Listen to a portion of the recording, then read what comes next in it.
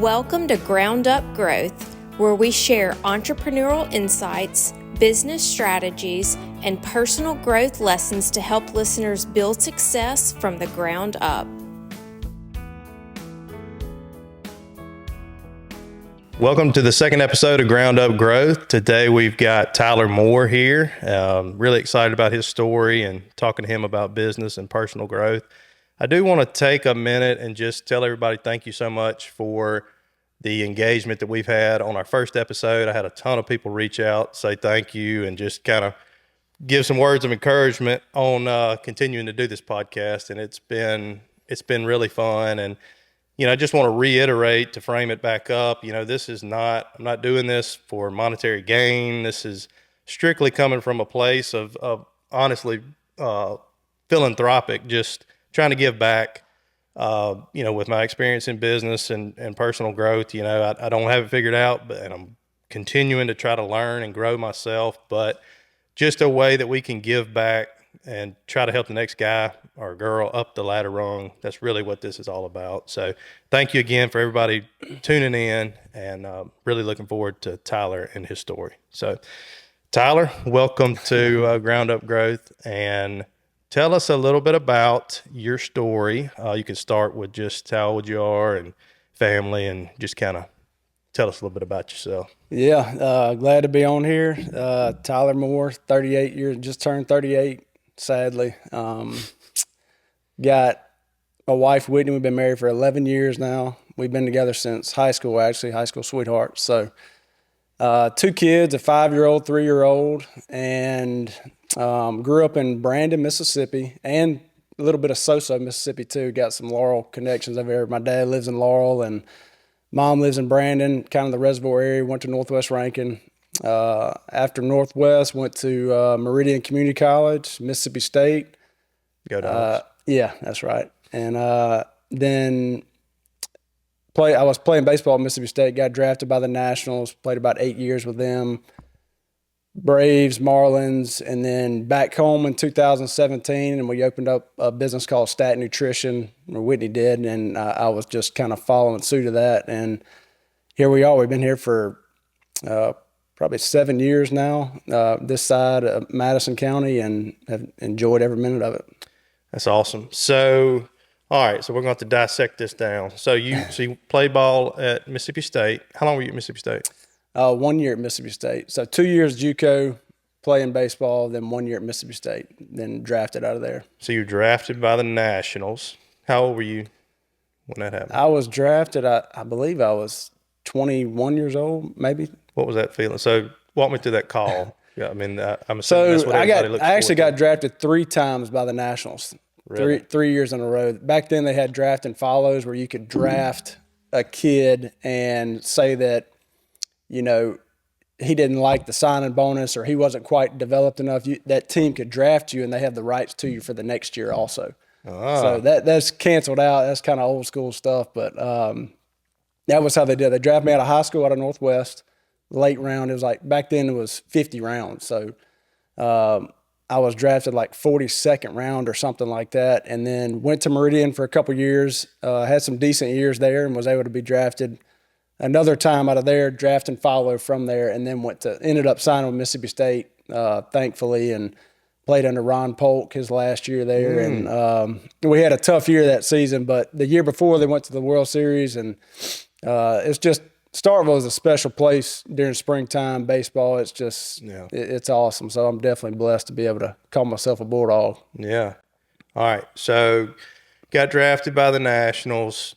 All right, walk me through that. So you get drafted. Do you go play double? Like, again, this is all about learning, growing. Yeah. I did not get drafted by anybody. So where did you go play next? Like after? So the whole draft process was very intense, if you would. It was, you never want to make the wrong decision. There's probably kids out there right now that are going through the same thing. You don't know whether you're going to go to school or you're going to go and say, hey, I'm going to take this leap of faith and dump school and say, hey, I'm going to go try it out and see if I can make it to the big leagues, because the minor league pay is not exactly great.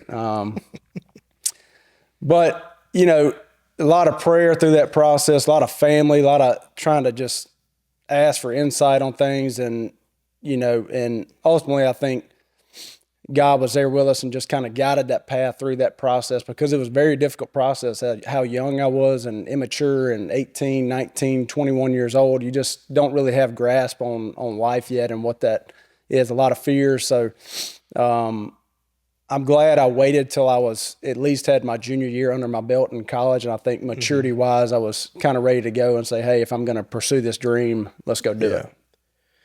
So, and obviously I know you pretty well, but tell our listeners, I like your story about when you got that call and it was like a red eye flight. And, I mean, like the adrenaline, I would imagine that would be at the time would be the pinnacle of that's what you worked your whole life for. Yeah, it really was. That call, like, come on. There's such a label in baseball if you're a big leaguer or not. Have you made it to the big leagues? Have you really accomplished something? Which really, I played with so many players that were way better than I was that never made it to the big leagues, and sometimes it's opportunities, sometimes it's, just luck of the draw. And, to get that call is just it's an overwhelming feeling, because I have played baseball since I was 5 years old, and I put so much time. I didn't have spring breaks. I didn't have summers. I didn't do all these things that other normal kids do, So to get that call is just super special. And how it happened was kind of crazy.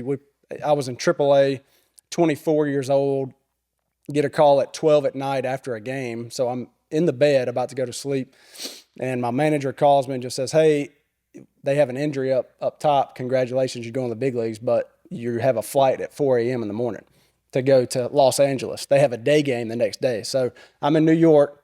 They say, hey, you got a day game the next day at 12 o'clock in Los Angeles. So I get that call. I say, okay, whatever I have to do, I'll do it. Right. So go to the airport, didn't sleep a wink. I don't like to fly anyway. So I get on the flight. It's a 6-hour flight or 5-hour flight. And I'm just watching a movie the whole time, wide-eyed, and didn't go to sleep. But I'm thinking to myself, surely I'm not starting. I'm not playing. Right. Walk into the locker room, and I have, 4 bags on my back, and I get into the Dodgers visiting locker room, and Jason Worth passes me, and he's like, hey, man, I think you're in there today. I got a migraine. And goodness. He's basically not playing, telling me that I'm going to start. I'll walk up. What position? You're first base? So I'm first base outfield, but I had only played a few games in the outfield thus far. So I've always played first base or in the infield somewhere. And I walk into the locker room, I look at the lineup card an hour before the game, and it says, Tyler Moore's batting 7th, playing left field. Oh, and I about have a stroke, And so I don't know if you've been to Dodger Stadium, but it's one of the biggest. It's one of the biggest stadiums there. There's probably 30 to 40,000 people there at that day game. Just overwhelming. I came from, playing in front of 2,000 people the night before to here we are, 40,000. Like, you made it to the show, my man. And you're playing. But you're not routinely practicing left field stuff. No, I'm trying, but at the same time, you're like, this is not going to happen. You're not going to be in. But here we are. It's kind of like being prepared. I should have took it more seriously. Yeah, that's right. And so, anyways, long story short, get to play the game. Went 1 for 3 in the game. We lost, which isn't great, but. Played left field, caught a pop fly.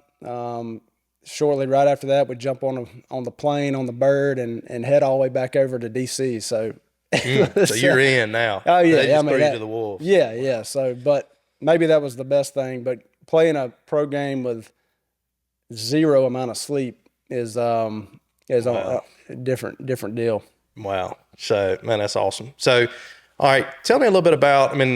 From the personal side, business side of, all right, you drafted, you're playing, all that. But so tell me about, I've heard you talk about just like in the locker room, that atmosphere, the guys you're around. You're around guys that are making $100 million or whatever, I'm assuming. And like, to your point of like a lot of younger guys, and there's probably some immaturity there, and then some people that have matured. And like, was there anybody in there that you looked up to that, you aspired to, I don't know, be like, or not be like, but is there lessons that some of those guys helped you along the way? Yeah. There's such a difference when you're a rookie coming in to a big league locker room, like you just said, there's guys that are, making $15 million a paycheck, and it's eye opening. It just really is. I mean, my first paycheck when I got there was, the first month's salary was a little over $50,000. And I didn't come from a lot of money. My parents gave me everything I needed, never was in need, but that was just a lot of money for me, at the time. Right. And it was almost, scary at the time. You didn't want to lose it. You didn't know what to do with it. And, but there was guys walking around that locker room that could just cash that check for me right then, because they just have a lot of money. It's just nothing to them. They just are playing this game, a kid's game, and they're just very good at it. So would you say the majority of the people in the locker room, those guys, were most people financially disciplined in any regard, or was there a lot of just frivolous spending kind of stuff? I mean, is there, you hear about people signing big contracts and going and buying, things they probably shouldn't be buying, big boats and cars and all this stuff. I mean, was there any mindset, or was there any, was there a financial guy in the mix or something that was trying to lead y'all in a certain direction? Because y'all there to play baseball, you're obviously not accountant majors. So. Right, yeah. Yeah, there was a lot of, there's always going to be some misinformation there, and, what do you do with your money, but there are good financial guys in that industry that, you try, just like you said earlier with mentors, you try to listen to those guys. What do I do here? What do I need? What did you do when you were this age, and trying to come up? And so you're pointed in the right direction on the most cases, and who kind of are the bad ones and who are the good ones. And, I think with money, the more money you get, you just become more the person you already are. So if you like to boast and like to show off already with no money, then you start getting some money, it's going 10x. It's going 10x. But if you like to, if you like to give, if you like to, be more frugal, invest, I think it's going to 10x too. You're going to start learning that, and you're going to start diving into that and figuring out, what the best play is there, That's a good point. I never really thought about it that way, but yeah. And so who was your mentor? I was kind of close to Adam LaRoche there. So he played first base. I was there. He's such a big person in my life at that time at a young age. He had 2 kids. His son, Drake, was in the locker room nonstop. I mean, he was joined at his hip. And Drake was... How old was Drake? He was 7, 8 years old at the time when I first met him. And the most mature kid I'd ever been around in my life. He didn't do childish. Obviously was a kid, but could have an adult conversation with you all the time, and was, just very, very likable to be around kid. And I'd ask Adam all the time, like, dude, how do I get my child to be like this? And I didn't have kids yet at that time, unfortunately, but, it was just, he was a very, very good mentor. He told me a bunch of times, there's a bunch of life lessons he kind of, I actually stayed with him in their house a few different times, moving back and forth to minor leagues and the big leagues. So, but he would always say that he's probably making $20 million that year. And he was one of those guys that was a very good giver. He was a Christian, and you could tell by his fruits, all the time on a daily basis, and, he would say, man, it doesn't matter how much money you have, how much land you have, all that, you're always going to want more. You're always going to want more. You need to start trying to be, content in the spot that you're in, wherever you're at. Man, that's powerful. It is. And here's somebody with a lot of money, that's just, that's good to hear that kind of stuff was part of the atmosphere. Oh, yeah. It inspires us to want to be leaders, be reciprocal of that, and try to help people grow and be disciplined financially and just do the right thing, Mm-hmm. So, because you hear so many stories of people that make it big and then they blow it all, and then, because, I think those are the loud ones, but there's a lot of good men in baseball, a lot of Christians, a lot of godly men up there. So before we jump into the next segment of, obviously you're not playing baseball anymore and you're a business owner now. So I want to hear that transition. What was your most memorable part of baseball? Like, is it one single play? Was it a playoff game? Was it? So with the Nationals, when I was drafted, we were not very good. And when we got into the minor leagues, there was coaches there, and the atmosphere of winning was starting to be contagious. And it was really just taking over. I mean, you're talking about $1 billion industry with just the Nationals, and they completely transformed everything. They changed their brand and identity, and I was just a part of that when I got drafted. I was thrown into that mix. So when that happened, we were known as kind of the laughing stock of baseball back in 2010 to 15. I mean, not laughing stock, I shouldn't say that. They were a respectable team, but it just wasn't. Playoffs weren't really in the picture. And once I got drafted and kind of got into that system, there was coaches and leaders in there that were really pushing us to be a winning, team. And that morphed into every year our big league team got better and bigger, because our minor league system was just feeding the big league team into being better. That attitude had changed. The winning atmosphere had kind of come along. And the first year I got in the big leagues, we were doing really well, and we broke into the playoffs for the first time in Nationals history.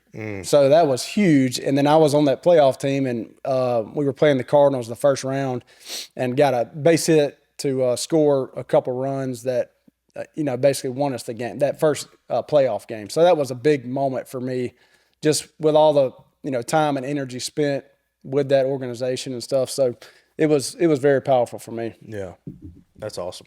So you played how many years total? 10 years and mixes in the minors, big leagues in the minor leagues. So speaking of growing pains, you've told me this before. Tell me your injuries. You got hit in the face at some point. Yeah, high school. Your hamstring came off the bone. Is that right? Mm-hmm. Walk me through that real quick. So senior year of high school, sitting on or I guess it was junior summer, actually right here at Madison Central. I was sitting curveball for a guy, and he was throwing probably 90, 92, and he threw a fastball up and in, and I just laid right into it. I mean, I think I leaned into it. It ended up sliding it slid my nose over to the side and broke both orbital bones, and laying there in a pool of blood, and your dad is picking you up off the plate. You don't even know where you are. It was. But that one, and ripped hamstring off the bone, broken wrist. You go through these things. 20 years of playing a sport, you're gonna have some. You're gonna have some. You're gonna have some stuff happen. All right, so walk me through the transition out of baseball into, y'all have a business called Stadt Nutrition. You and your wife Whitney. Walk me through that transition. How y'all got in that space. So baseball finished up.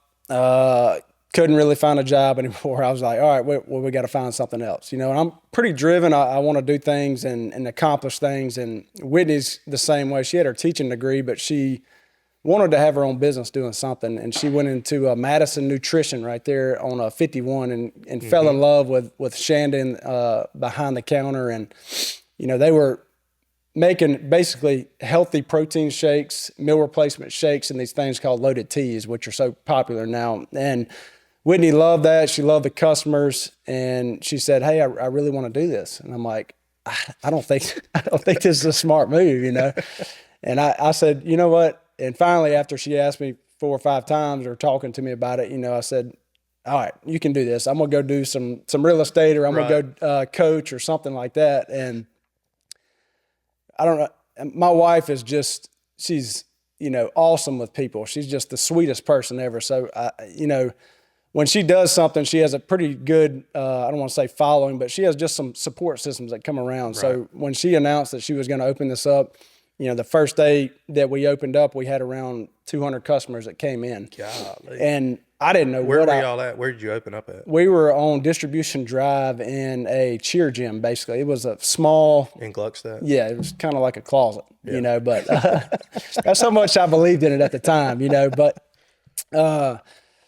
200 people come in, and I'm looking at her, and she's looking at me like, need to be back here helping me, Get on this shake. Yeah, exactly. What year is this? This is 2018, I believe. Okay, so 7 years ago. Yeah. All right.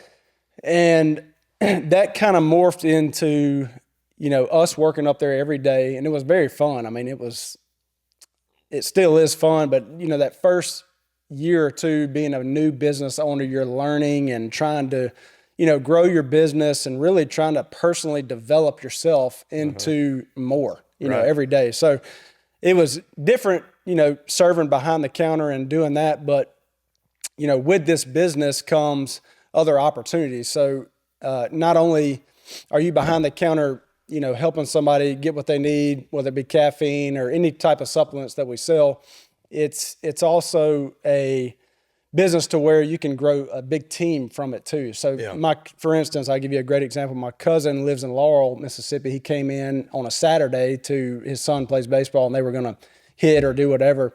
And me and Whitney were behind the counter for 4 hours and we were just busy. I couldn't talk to him. I was like, hey man, you got to come back another day because we're doing this. And he's like, man, he was intrigued because he wanted to be an entrepreneur and a business owner. And he was working for an old company and, you know, he just didn't like his schedule because it was 7 a.m. to 5 every day and working for the man. And there's nothing wrong with that at all, but he just wanted something different for himself. He wanted to make his own schedule and do his own thing. And so it's an awesome opportunity and a very, you know, feasible opportunity for people to get into this and get started. So he opened up one in Laurel, Mississippi, or in Ellisville, and that's under you. It's kind of under us, under our business, and we help them get started and kind of show them the way and teach them about the products and all that. And he opens his up, and the first day he has 100 people, 150 people come in, and it just starts on. So now they're in their 5th year of doing this, and they've kind of built their own team doing the same thing. And so it really has been a blessing, and the company Herbalife that we get our products from has just been incredible. They send us on these vacations that are, last week we got back from St. Kitts, and they have these big events that happen, about every 2 months, and it's just been such a good blessing for us. Never thought I'd be doing it, but in that aspect of that, they preach personal development. Well, that's where I was going to go with that because, I know you very well, and like I've seen you grow because they make you get up and talk in front of 10, 20,000 people. Yeah. It's not, people may think it's just, making shakes or this and that, but like that's a whole sector that nobody even knows that Herbalife's pumping into y'all to grow. Cause you've got, I know at one point you told me you had 90 or 100 clubs, in y'all's system. That's. Yeah, you have to be able to, you want to be able to solve big problems for people and help them out and get them started. And at the end of the day, I'm nobody's boss, but you want to be able to motivate people to, really fill out their potential in this business. So, that's why it's so important for us to continue to grow, because I feel like, Jim Rohn always said this. He would say, if your personal development does not match your income, it's going to start to level out. So say that somebody's income is way up here, but they're not good with people or don't know how to do business. Yeah. It's eventually going to level itself back out. So from what I've seen, that space, the nutrition space, has blown up in the past couple of years, I would say. So obviously y'all got in at a very opportune time early on, years ago. So I know that you're involved in other stuff too outside of Stadt Nutrition. We've done real estate deals together. I've sold some stuff for you. We've developed some stuff together. Tell me a little bit about outside of Stadt Nutrition, what you're interested in, what you got going on. I know you're a big crypto bull, so tell me a little bit about what else outside of Stadt Nutrition? No, I think the financial part's always a fun part, because like I referred to earlier, when I got that first check, there was a fear there of losing it, and you wanted to always keep it. And, if you didn't start to understand how to use money for your, to grow, it really, you can lose it quick. And that was my fear when I first started to get it. And I was 24 years old, and like I said, just no idea. They have financial advisors that come around and you can talk to them. And I did that for a long time, but at the same time, I wanted to educate myself on what to do with this money. And so I started reading books. You know, that's the only way I knew how to do it. And it's probably the best way. You know, that Robert Kiyosaki book, you know, Rich Dad, Poor Dad. Rich Dad, Poor Dad. Yeah. Rich Dad, Poor Dad was my first one that I kind of started doing that. And, you know, just reading and. But so you didn't have anybody that was like helping, like kind of walking you through that? You were just kind of pioneering, reading books and kind of self-motivating to, I mean, because I know you've had rental property and stuff. So like, when did you buy your first rental house? First rental was back in 2015. So 10 years ago. Yeah. Mm-hmm. So you're 28. Yeah. And are you playing ball at 28? Yeah. Mm-hmm. So how did, that is so interesting to me. It's intriguing. Like, what prompted you to buy a rental house? Because that's so uncool.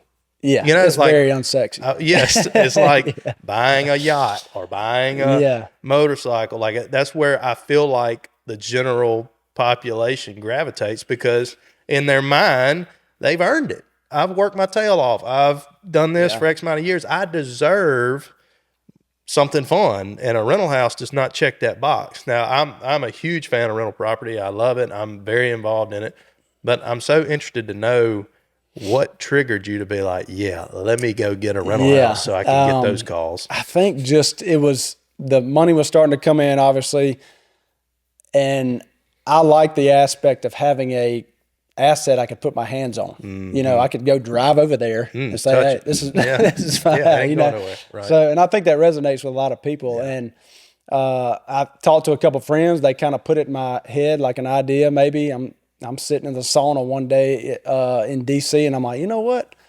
I'm gonna buy a rental house. And had no idea what I was doing. Was trying to get 1% of purchase price on the rent, and just really didn't know what I was doing. But that stemmed from reading books. Yeah, reading books and just listening and trying to, Bigger Pockets podcast, and just trying to, and then having the fear of actually doing it, trying to overcome that. Like, let's just do it. Right. This is a lot of money for this house, but let's just do it and see what happens. And first one ended up being great. Had a great tenant in there.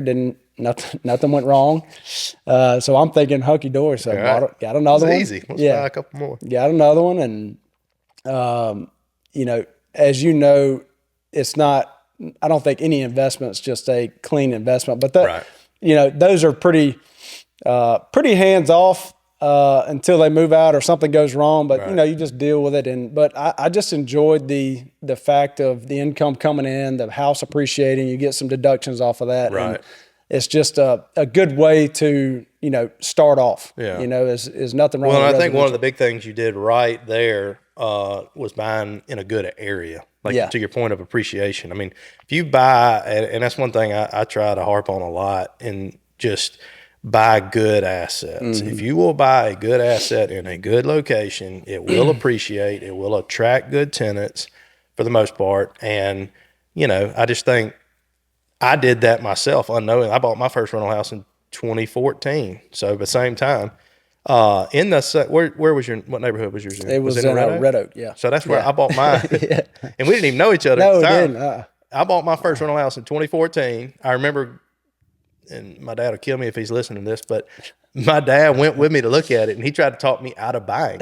And to your point, I'm like, you know what? What's the worst case? What's the worst thing that can happen? Right. Thing burned to the ground and my money disappear, like that can't even happen. You got insurance on it. So I took the leap of faith, and unknowingly what I did in that, to your deal too, is buying a good asset. I mean, you look at COVID, when COVID hit, we gained 25% appreciation in 18 months on grade A assets. And that, now, I mean, who would have ever thought that? But we were in a game, you know, and I just think that's so crucial. It's so, man, that's awesome to hear that, like, just that mindset, the self-discipline, and just because, you can buy the fun stuff. You can let those assets pay for the fun stuff. Yeah, that's right. And that's the big thing that Rich Dad, Poor Dad teaches you, is you don't just go take your income and go buy something you want. Go buy an investment. Let the investment pay for your income. That's the big mind shift that you have to have, You got to have. And that's what keeps people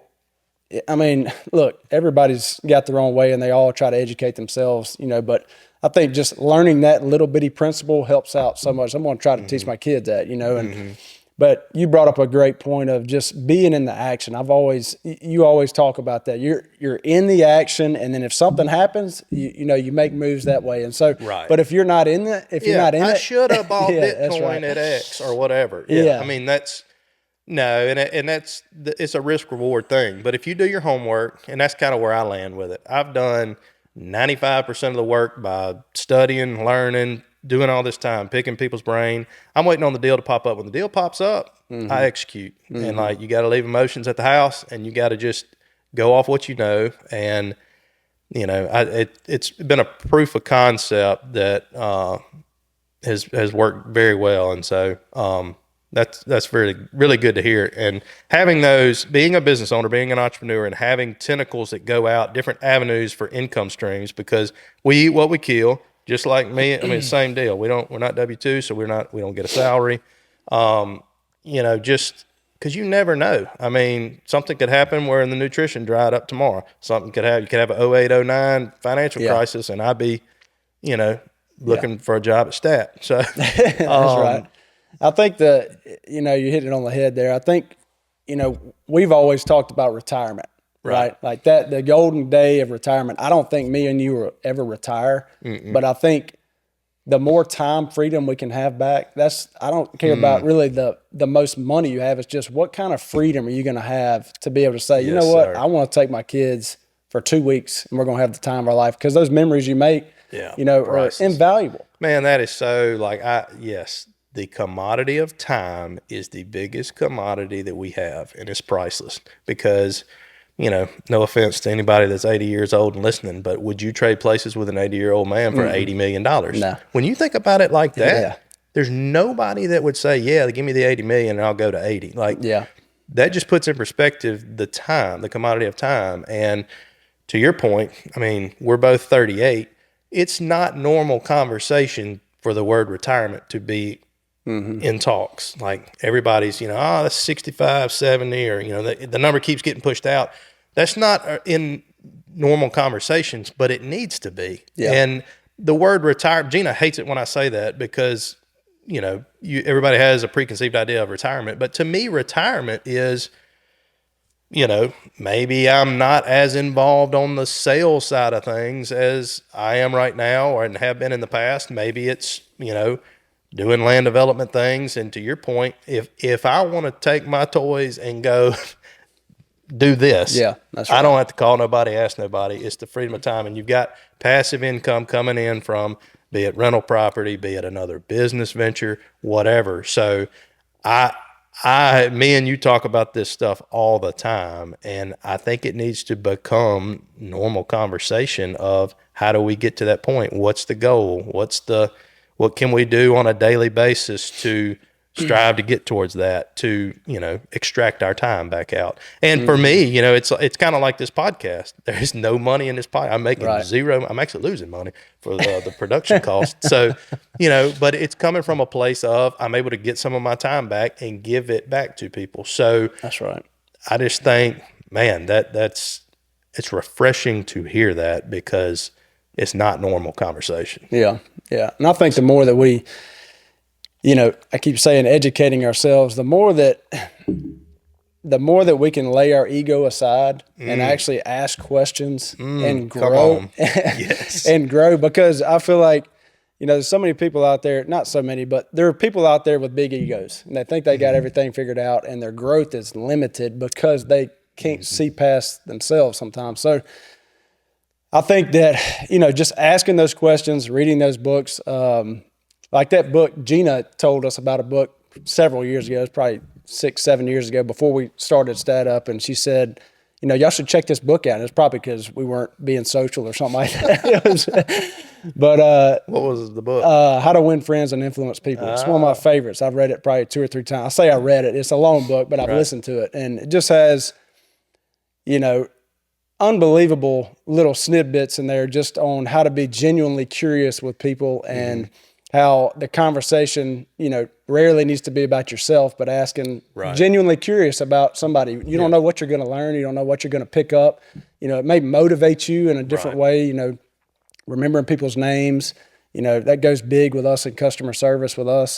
So those little bitty things like that, I think, motivate you, and get you on the right path of possibly doing something like that. Yeah, no, that's a really good point, because being genuinely interested in somebody else, and like this podcast, bringing in people, like I want to bring, obviously I know you, but like bringing in other business owners and personal development type stuff that like I don't know their story at all, and I'm genuinely interested in that. And I think that goes a long way, because people love to talk about themselves. And you hear those deals where you're talking to somebody and you're asking them questions and they're just rambling about what they want to talk about, which is their story and their thing. And at the end of the conversation, they're like, Tyler's a nice dude. Tyler didn't even say nothing. Tyler didn't say anything. Yeah.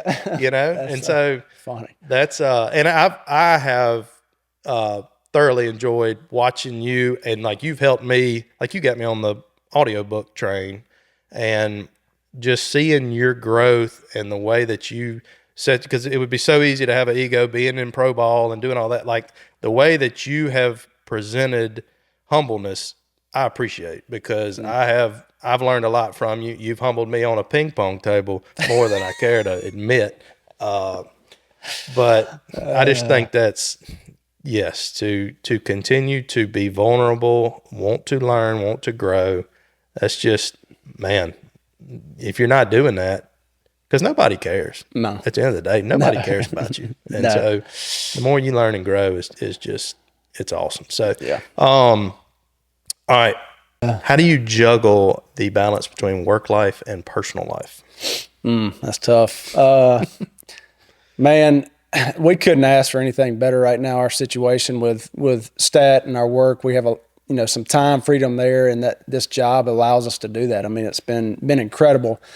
I heard a podcast the other day from somebody famous. They were saying, your life is more about, when you walk in the door every single day, how does your wife greet you? How does that happen? I think that's so powerful, because we, go down these rabbit holes of, good memories and all these things. Yes, that's great. But what are you doing in the every mundane days, with your kids and your wife? And I think that's, so powerful, just having that good relationship. And we've learned so much from our church and our family, and I mean, from our life group and all that. And it's just been a very powerful thing that's helped me out personally, grow as a dad, husband, and I asked Michael Deere this on our last podcast, because he works with his wife, Sally, and then I work with Gina, and then obviously you work with Whitney. So working with Whitney, what's that like? Or is that, I mean, obviously you have to continue to work at that because you're